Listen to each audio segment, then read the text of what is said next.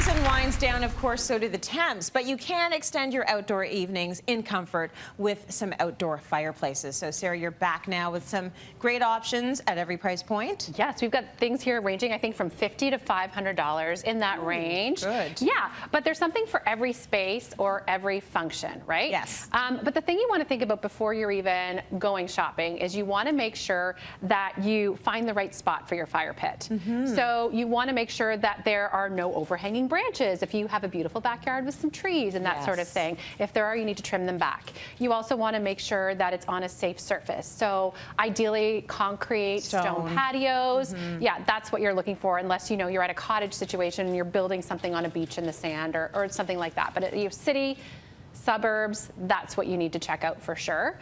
And then you want to make sure that your town, city, wherever you're living, you need to check out the rules for these, because even though they'll be available where you live, in stores where you live, it does not necessarily mean that you're allowed to use them in your home or in your backyard. So that's really, really important. We'll touch more on that a bit later on. But first, let's look at the little ones here. So I love these two by you. Those are from Amazon. Cute. And they're both little tabletop fireplaces. And actually, they're quite similar in the way they function. The design, I find, is a little bit different. I love the options of the sleek black or white. I feel like it's so modern. You can picture that even as a centerpiece on your dining table outside, right? Or between two, like in a conversation set or something. Beautiful. Yeah, it just adds that ambiance and a little bit of warmth for you, which is nice. And they use bioethanol fuel, so they're not toxic, they don't emit smoke or any of that. You can actually use these indoors and outdoors, so that's something that you can bring inside for the winter too, which is an added bonus for the investment.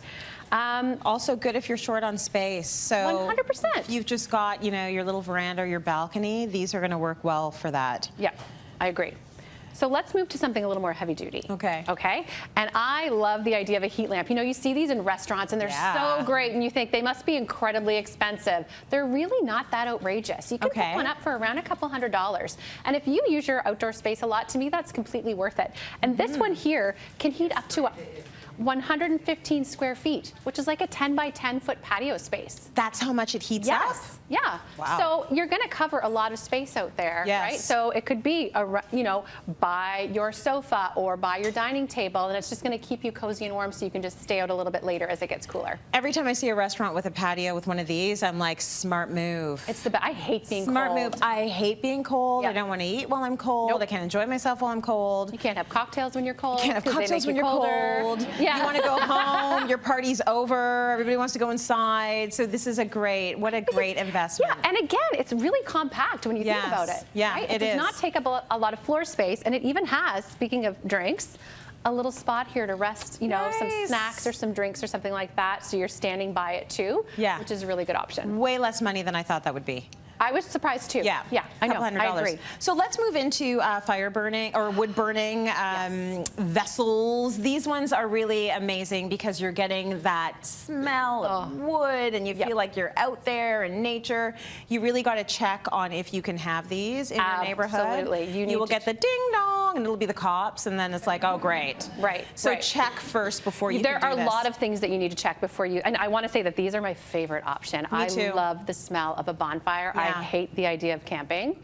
So bring it into your backyard. I love it. You can roast your marshmallows. You just get that whole feeling of, back when I was a teenager and enjoyed being at summer camp and doing those outdoor things. But you can sleep in your own bed that night. But definitely you need to do a lot of research for these ones. These two are actually from Wayfair. So you want to check. Your city or town may have guidelines on how far away it needs to be from your neighbor's property. On average, like about 10 feet, that sort of thing.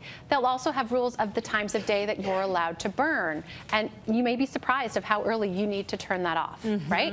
They'll have rules on what you need to have nearby you. So either a hose or a fire extinguisher and that sort of thing. And they will be very specific. Some places will require you to have a permit. Before you even have any sort of open burning fire. A lot of them will require, like this one here, has a screen surrounding the entire thing, and a lot of towns and cities will say that you absolutely have to have that. This option on the floor here, again, is more for a cottage, beach, that sort of thing, not something in a suburban or an urban area. Right, because it has no cover on it. It's got no, it's got no screen over top. In some towns and some cities, they'll say that you can only do this if you're cooking. You're right. So you A lot have of to cities. find some hot dogs quick if the cops come. Yeah. Do I have to make some food? Yeah, you're right. And then you want to think about what you're using as fuel for these as well. So you only want to use, you know, real natural wood. Don't use maybe you have some recycling that you want to get rid of. Don't do that. Don't. Yeah. You be good about it. Be healthy about it, especially if you're going to be cooking on it. Absolutely. You don't want any of that toxic fume coming up, right? Yeah. And you want to allow the flames to naturally die out as well, if possible. Sometimes that's not easy, but you know, when you're dealing with something like this that has the metal base, if you're pouring really, really cold water on it too quickly, then it actually could, you know, damage the item, right? Yeah, that's true. Yeah. And then another thing for any of these options that you have in your backyard, if you want to extend the life of them, because they are an investment, you want to invest in a cover. Yeah. Because you're not going to be able to bring this in, you know, when it's raining or when it's snowing. So a cover is a really great option, and it just makes it last a lot longer for you. Maybe into your shed, but you're not bringing it into your house. No. So it's good to get a cover for it. Thank you for that. We want to extend the season as long as we can.